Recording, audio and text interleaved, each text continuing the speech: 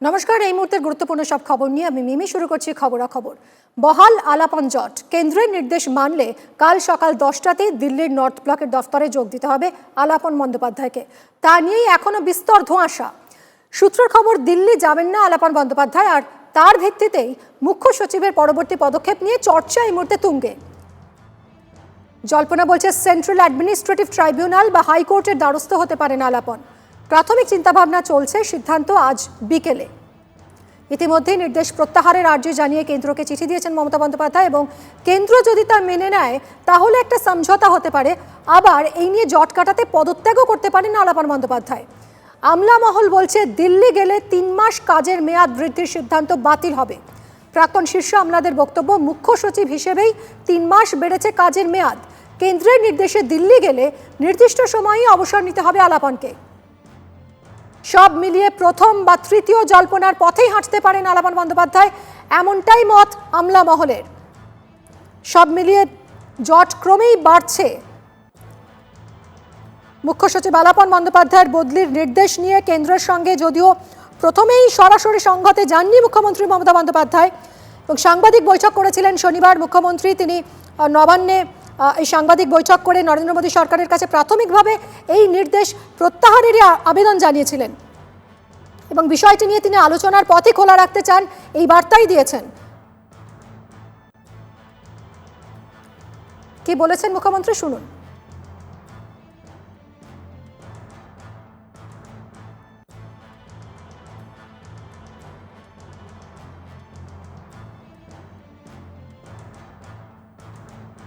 Secretary is a state government officer. Maybe their central pools, from central pools they come. But you know, after Sarkaria Commission and other commission, that they are the state government officers. They work for the state government fully. Now head of the state administration, now chief secretary, you gave notice without any consultation that we want requisition in Delhi. He should have joined. Retiring day is 31st. Do you have any courtesy? He has got 3 months extension to work for COVID, to work for cyclone. Now he was saying that he should come back. Under which rules? আর আলাপন বন্দ্যোপাধ্যায় একজন বাঙালি বলে তার উপরে এত রাগ কেন? এরপরেও হয়তো কেউ আমার চিফ সেক্রেটারি কখনো বাঙালি হয়, কখনো অবাঙালি হয়। আগের বারে রাজীব সিনহা হয়েছে। কই আমরা তো এরকম রোল প্লে করি না, আপনারা কেন করেন? আমি আপনাদের কাছে নমস্কার করে বলবো, প্রাইম মিনিস্টার স্যার, যদি আপনার এনি রাগ, আমার ওপর কোনো রাগ থাকে, আপনার দুটো পা ধরলে যদি আপনি খুশি হন, আই হ্যাভ নো প্রবলেম। বাংলার জন্য আমি তাও করতে পারি, বাংলার জন্য আমি তাও করতে পারি, মানুষের জন্য আমি তাও করতে পারি, কারণ পাবলিক আমার first priority. I am pro people. আমার দেশের জন্য আমি এটুকু করতে পারি। কিন্তু প্লিজ প্রাইম মিনিস্টার, দয়া করে এই নোংরা খেলা খেলবেন না। আর চিফ মিনিস্টারের বিরুদ্ধে, এই চিফ সেক্রেটারির বিরুদ্ধে যে পলিটিক্যাল ভ্যান্ডেটা নিয়ে আপনারা রাস্তায় নেমেছেন, সব মনে রাখবেন, এই পলিটিক্যাল ভ্যান্ডেটা আপনাদের শেষ হোক। আমি আবেদন জানাচ্ছি, withdraw this letter, withdraw this letter and allow chief secretary to work for Covid people, Covid affected people, and for cyclone affected people. We are working just like a team. Allow us to work that. আমাদের সঙ্গে এই মুহূর্তে রয়েছেন আমাদের প্রতিনিধি সৌরিক কর। সৌরিকের সঙ্গে বিষয়ে আরো একটু জানার চেষ্টা করবো। সৌরিক, এরপর তাহলে কি হতে পারে? ঘটনা প্রবাহ যেভাবে এগোচ্ছে, এরপর কি কি সম্ভাবনা খোলা রয়েছে এবং কি হওয়ার সম্ভাবনা বেশি? দেখো, রাজ্য সরকার কিন্তু এখনো অপেক্ষা করছে, কারণ গতকালই মুখ্যমন্ত্রী সাংবাদিক সম্মেলন করে কিন্তু এই আর্জি জানিয়েছিলেন কেন্দ্র সরকারের মুখ্য সচিবকে নিয়ে যে নির্দেশ, সেই নির্দেশ যাতে ফিরিয়ে নেওয়া হয়। পাশাপাশি তিনি কিন্তু এটাও বলেছিলেন যে যেহেতু কেন্দ্র সরকার ইতিমধ্যে ক্যাবিনেট ফাইল করে রেখেছে কোর্টে, তো ওয়ান সাইডেড কোর্ট তো হবে না, ফলে সেই ক্ষেত্রে যদি প্রয়োজন হয়, আমি আবার মেনশন করছি, যদি প্রয়োজন হয়, তাহলে সেই ক্ষেত্রে কিন্তু রাজ্য সরকার আইনি পরামর্শ বা কোর্টে যেতেও রাজি হবে, কেন একতরফা হবে না। এখন বিষয় যেটা হচ্ছে সেটা হলো আগামীকাল 31 তারিখ সকাল 10টার মধ্যে ডিওপিটি অর্থাৎ কর্মীবর্গ এবং প্রশিক্ষণ দপ্তরে কিন্তু রিপোর্ট করতে হবে। ফলে 2-3টে বিষয় যেটা উঠে আসছে, যদিও এখন বিষয়গুলো কিন্তু কনফার্মেশন নেই। দুটো বিষয়, একটা হলো যদি আগামীকাল মুখ্য সচিব যদি আগামীকাল দিল্লি চলে যান, তাহলে আগামীকালই কিন্তু মুখ্য সচিবের রিটায়ারমেন্ট হয়ে যাবে। কেন আমি বলছি রিটায়ারমেন্ট হয়ে যাবে? এই কারণে রিটায়ারমেন্ট হয়ে যাবে কারণ এক্সটেনশন কেন্দ্রীয় সরকার যেটা দিয়েছে মুখ্য সচিবের পদের জন্য দিয়েছে, অর্থাৎ আলাপন বন্দ্যোপাধ্যায় 3 মাস আরো বাড়তি কাজ করবেন, সেই কারণে কিন্তু তার এক্সটেনশন হয়েছে। কিন্তু মুখ্য সচিবের কিন্তু দিল্লির নর্থ ব্লকে কোনো পোস্ট নেই এবং পাশাপাশি তাকে কি পোস্ট দেওয়া হবে সেই বিষয়েও কিন্তু এখন খোলাসা করে বলা হয়নি কেন্দ্রীয় ডিওপিটি দপ্তর থেকে। ফলে আগামীকাল যদি তিনি দিল্লি যান তাহলে এটা নিশ্চিত যে আগামীকালই তার রিটায়ারমেন্ট হয়ে যাবে। পাশাপাশি আরেকটা বিষয় হতে পারে যে আগামীকাল তিনি এসে পদত্যাগ করবেন এবং এটা রাজ্য সরকারকে জানাবেন যে তিনি আরো এক্সটেনশন চান না। তাহলে সেই ক্ষেত্রে রাজ্য সরকার একটি চিঠি লিখবে কেন্দ্র সরকারের কাছে যে আমরা যে চিঠিটা আপনাদেরকে লিখেছিলাম যে আমরা মুখ্য সচিবের এক্সটেনশনের কথা জন্য সেটা আমাদের আর প্রয়োজন নেই, আপনারা সেটাকে ক্যান্সেল করুন। পাশাপাশি সেন্ট্রাল অ্যাডমিনিস্ট্রেটিভ ট্রাইব্যুনালও কিন্তু রাজ্য সরকার যেতে পারে। ফলে এগুলো সব সম্ভাবনার কথা উঠে আসছে, যদিও এখনো চূড়ান্ত সিদ্ধান্ত বুঝতে পেরেছি। সৌরিক, তুমি আমাদের সঙ্গে থাকো, আমরা একটু শ্রাবন্তীর সঙ্গে বিষয়ে কথা বলি যে এই মুহূর্তে যে জায়গায় দাঁড়িয়ে রয়েছে গোটা ঘটনা, সেখানে আইনে কি বলা রয়েছে? শ্রাবন্তী, যেরকমটা সৌরিক বলছিল, সেখানে একটা গুরুত্বপূর্ণ বিষয় হলো যে যদি আইনের পথে যেতেই হয় আলাপন বন্দ্যোপাধ্যায়কে, সেক্ষেত্রে কতখানি সুযোগ রয়েছে সেটা দেখতে হবে।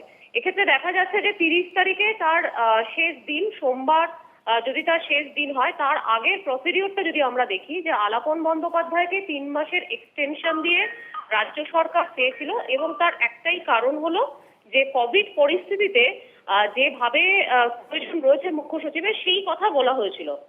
3 দিন আগে সেই বিষয়টির উপরে সেটিতে স্যাংশন দিয়ে কেন্দ্রীয় সরকার নিজেই পাঠিয়ে দিয়েছে যে হ্যাঁ এই 3 মাসের জন্য মঞ্জুর করা হচ্ছে মুখ্য সচিবকে।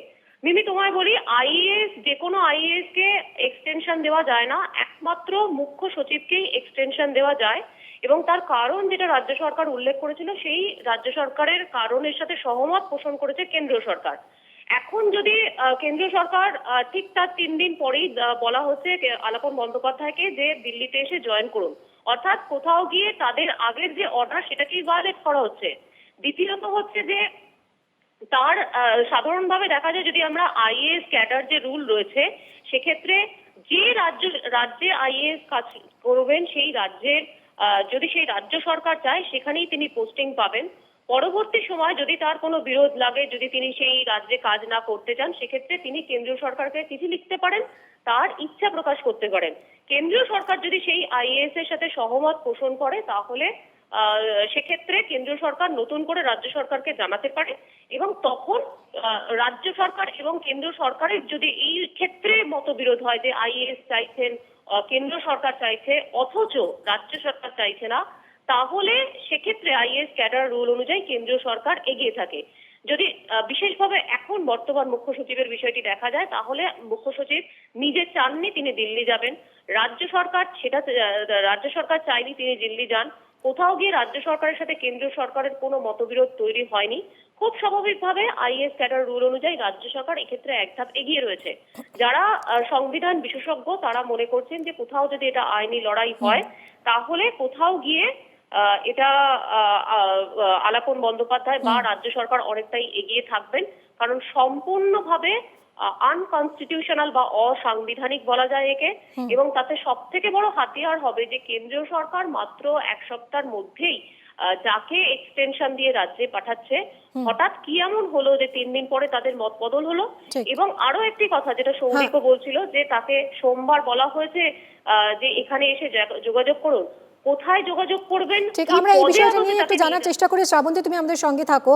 দিল্লি থেকে আমাদের প্রতিনিধি অনিন্দ বন্দ্যোপাধ্যায়ের সঙ্গে আমরা এই বিষয়ে আরো কথা বলবো।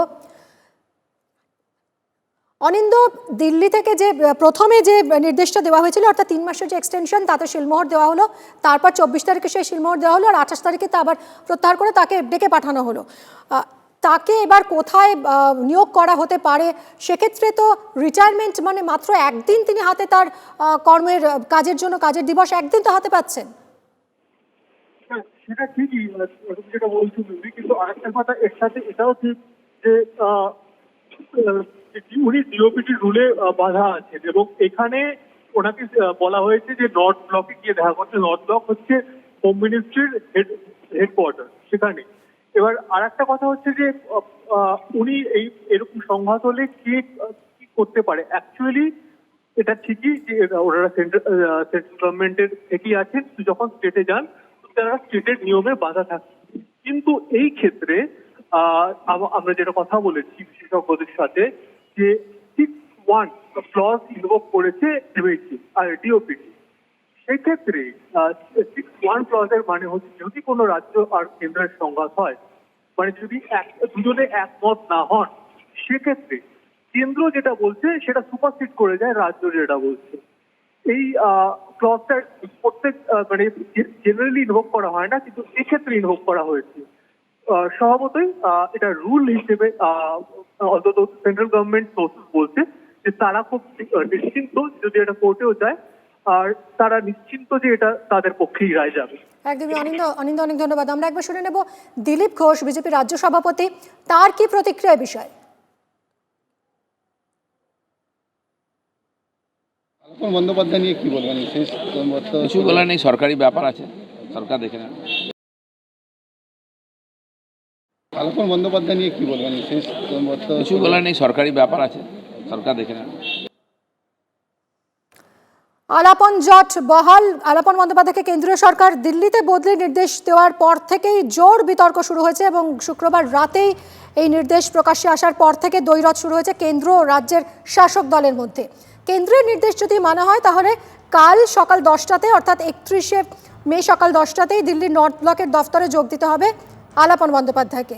তা নিয়ে এখনো বিস্তর ধোঁয়াশা রয়েছে এবং সূত্রের খবর যে দিল্লি যাবেন না আলাপন বন্দ্যোপাধ্যায়, আর তার ভিত্তিতেই মুখ্য সচিবের পরবর্তী পদক্ষেপ নিয়ে চর্চা এই মুহূর্তে তুঙ্গে।